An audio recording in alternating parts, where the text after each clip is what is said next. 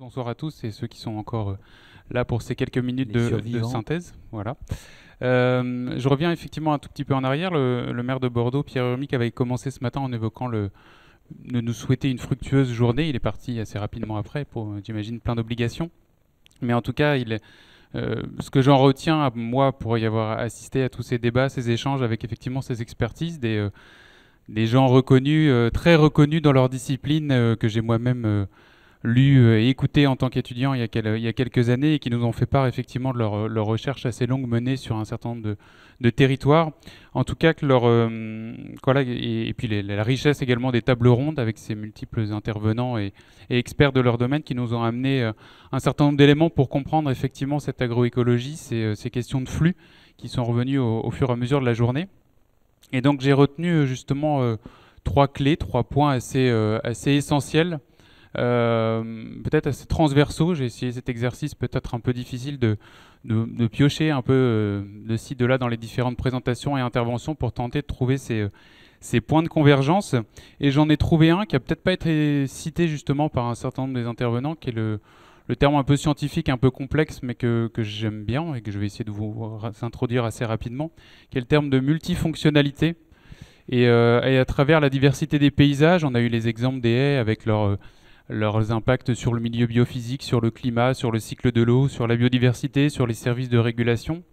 En fait, tous ces services, toute cette fonction qui sont associés à la biodiversité ou qui peuvent améliorer effectivement les conditions de production pour l'agriculture, renvoient effectivement à cette notion que la haie, elle peut produire effectivement et améliorer les conditions de production, de régulation d'un certain nombre de bioagresseurs.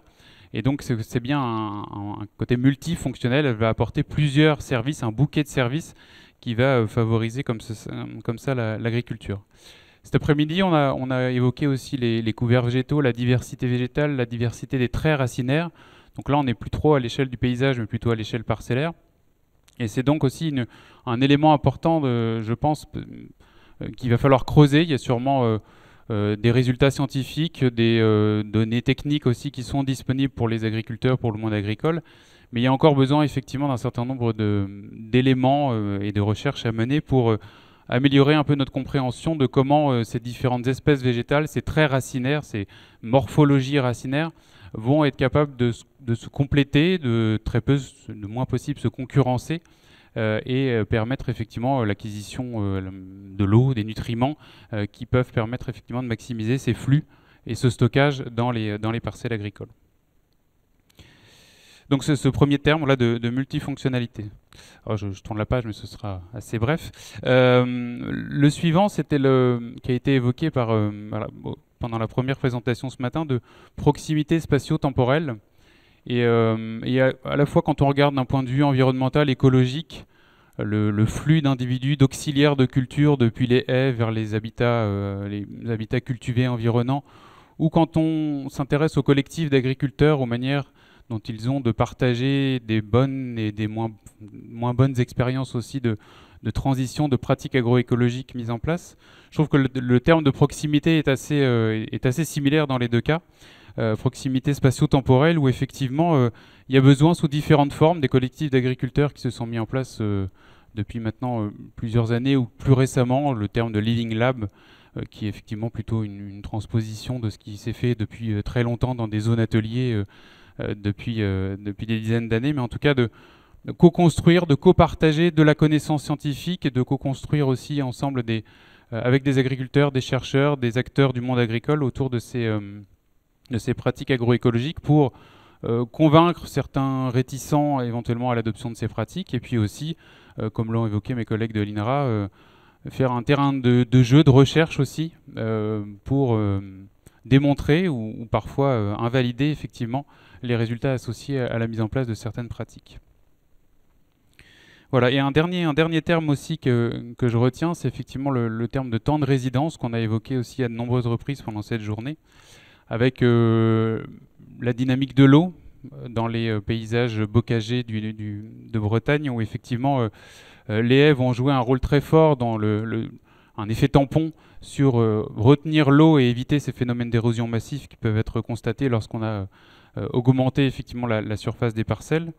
Et puis également le temps de résidence important qui a été évoqué cet après-midi par Claire Chenu autour de la matière organique. Et on voit effectivement que par les recherches qui ont été menées ces dernières années, on comprend un petit peu mieux, peut-être pas encore totalement éclairer tous les compartiments, mais en tout cas qu'il y a différents types de matières organiques et qu'il y en a qui sont effectivement là sur des pas de temps très importants, qui ont été influencés par les pratiques agricoles mises en place avec la révolution agricole, mais qui en quelques dizaines d'années, avec les pratiques adaptées, peuvent effectivement reconstituer une partie, voire un stock important de matière organique pour les sols et toutes les fonctions qui sont associées à cette matière organique.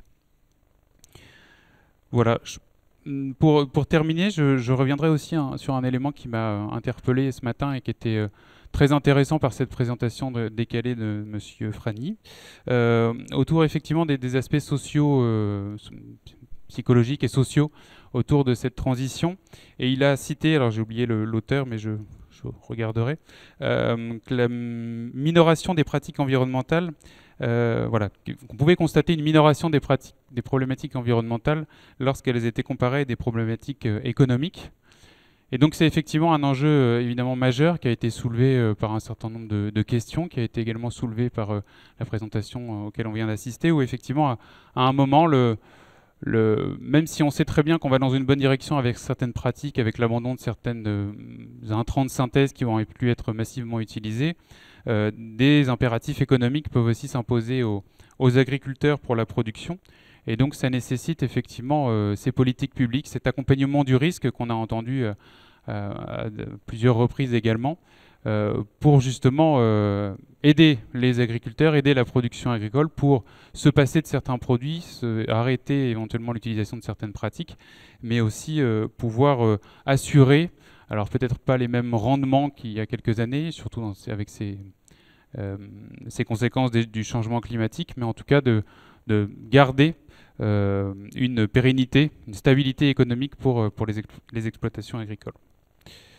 Voilà, alors c'est un exercice difficile, j'en ai pas fait souvent cette synthèse. J'espère avoir gardé un certain nombre d'éléments qui me semblaient importants et je vous remercie pour votre attention. Merci infiniment.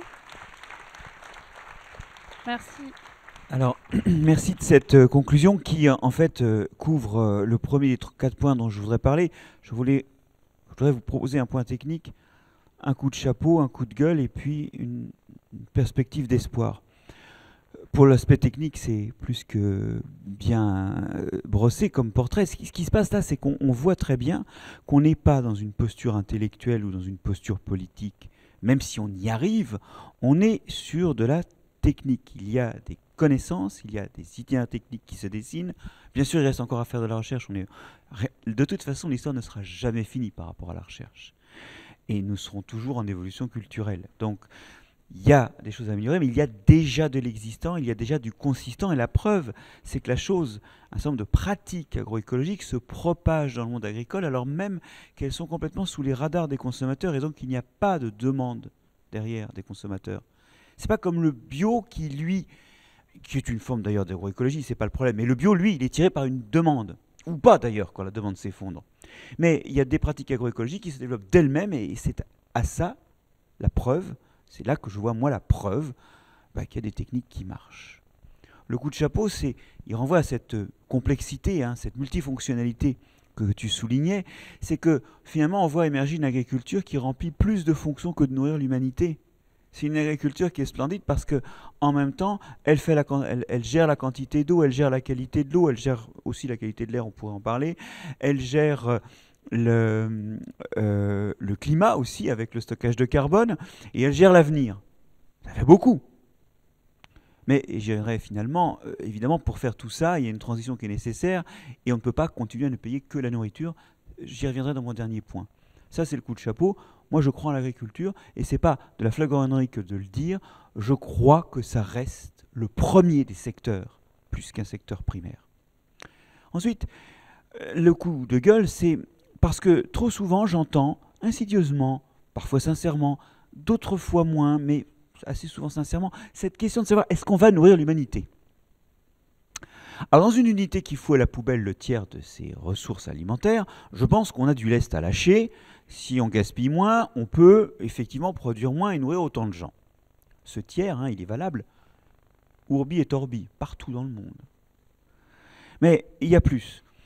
Il y a cette idée que si nourrir l'humanité, c'est labourer et donc condamner nos enfants à ne pas avoir de sol, en plus de ne pas avoir de climat, puisque le sol ne gérera plus le climat, si nourrir l'humanité, c'est mettre des engrais minéraux en très grande quantité et donc amener ce cadmium dont la moitié des Français sont en excès de cadmium, c'est-à-dire qu'ils sont exposés à des désordres hépatiques, des désordres rénaux, mais aussi ce plus 3% de cancer du pancréas par an en France, ou encore ce cadmium, c'est parce que ça gêne l'ossification 30% des cas d'ostéoporose, et ça tue des gens d'un certain âge qui se cassent une articulation, puis qui, finalement, c'est le moment où ils commencent à couler dans leur existence, et où ils disparaissent de l'affection et de l'attachement de leurs proches.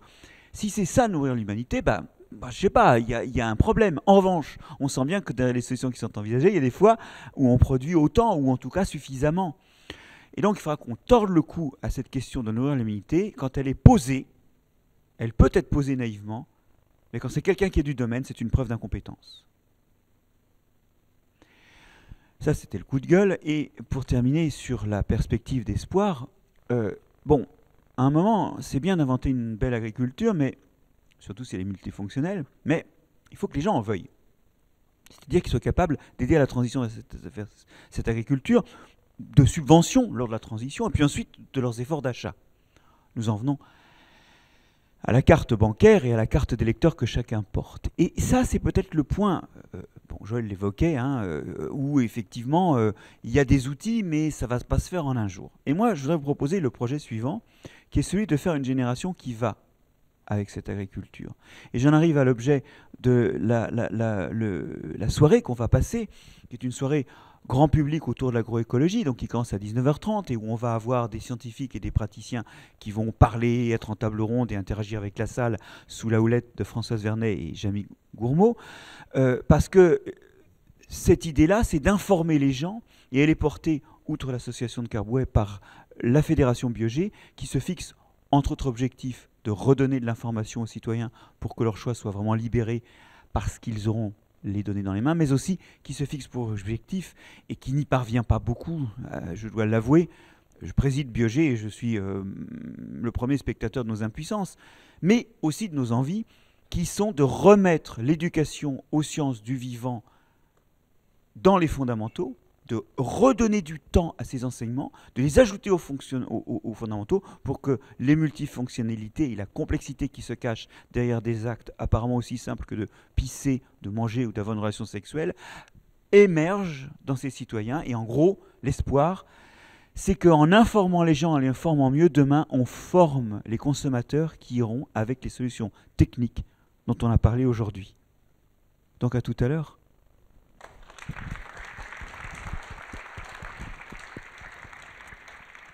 Merci infiniment à tous les deux et à tout à l'heure, en effet, avec grand plaisir, grande joie. Maintenant, Xavier Planty, qui va venir avec Ève Demange clôturer cette première partie de journée.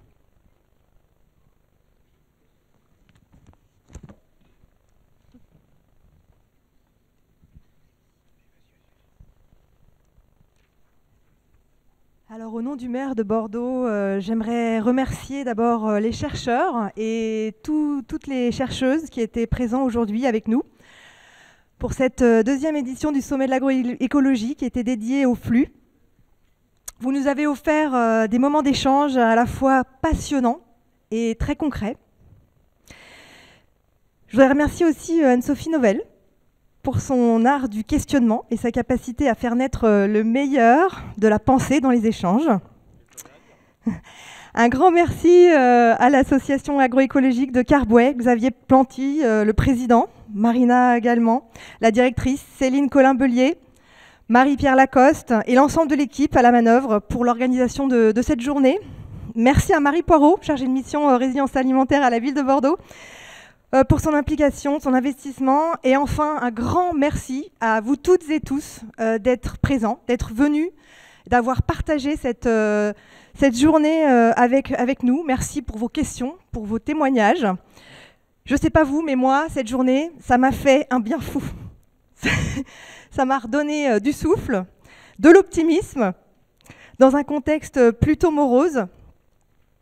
Ce matin, Mathieu Bessière nous a parlé des pionniers et des anciens joueurs. Il nous a dit les pionniers et pionnières sont celles et ceux qui s'engagent en premier, et les anciens joueurs, les anciennes joueuses sont celles et ceux qui l'ont déjà fait. Alors je crois qu'il y a beaucoup de pionniers et d'anciens joueurs en agroécologie dans la salle. Pas mal de nouveaux joueurs aussi, de ce que j'ai compris. Et nous allons faire en sorte que vous puissiez vous rencontrer avec les chercheurs et les chercheuses aussi, et vous parler le plus souvent possible, connecter les bonnes pratiques et les initiatives, parce que les petits ruisseaux font les grandes rivières. Et je garde aussi la phrase de Joël Labbé, « La politique, c'est l'art de rendre possible ce qui est nécessaire ». Merci pour cette phrase, je vais la garder. Nous sommes heureux et fiers en tout cas. Vous pouvez compter sur le soutien de la ville de Bordeaux. Nous sommes heureux et fiers, au-delà des actions concrètes qui ont été exposées par le maire ce matin, de participer au développement de cette dynamique sur les territoires en faveur de l'agroécologie. Je vais laisser Xavier Planty terminer. Je vous donne quand même rendez-vous tout à l'heure, pour ceux qui le souhaitent, à 19h30 pour la dernière partie du sommet. Et je voudrais remercier quand même l'association Biogé aussi, qui nous racontera comment l'agroécologie peut nourrir et désaltérer le monde. Voilà, je laisse la parole à Xavier Planty.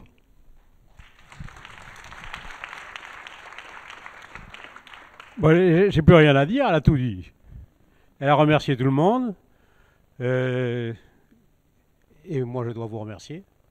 Parce que vraiment, faire équipe avec vous, c'est un grand bonheur. C'est un sommet qui a été long et compliqué à mettre en place, parce que nous n'avions pas de salle, mais on a finalement trouvé une salle qui est quand même assez magnifique. Je remercie l'atelier du stream pour la qualité technique dont ils nous ont servi. Je remercie toute l'équipe de l'association, bien évidemment, Marina, Patricia Lapiane, notre comité scientifique avec Céline Colin-Bélier, avec qui je ne suis pas toujours d'accord, et puis Anna et tout le monde. Et puis, n'oubliez pas une chose, c'est que nous ne vous amènerons jamais des solutions. C'est dur, ce que je vais vous dire. Votre modification et votre transformation vers l'agroécologie, elle ne peut venir que du fond de vos tripes. Vous allez trouver autour de plein de gens, y compris parmi les membres de l'association, des gens qui sont prêts à vous aider à faire émerger votre projet. L'agriculture qui descend du haut et qui va vers le bas, c'est fini. C'est chaque ferme doit inventer et explorer son propre système. Donc n'hésitez pas, commencez à faire des essais, commencez à réfléchir, commencez à tâter le terrain, faites-vous accompagner, mais c'est vous qui devez faire votre propre système. Pourquoi? Parce que vous vivez dans vos fermes. Et que quand vous ouvrez les volets, vous dites « Ah, ça c'est beau !» Eh bien voilà, c'est comme ça que l'agriculture doit se vivre. Et bien c'est comme ça aussi que nous souhaitons vous emmener, rejoignez l'association, la cotisation n'est pas chère, et nous sommes très heureux de partager systématiquement toutes vos expériences. Merci à tous les scientifiques, et merci à tout le monde. Merci Anne-Sophie.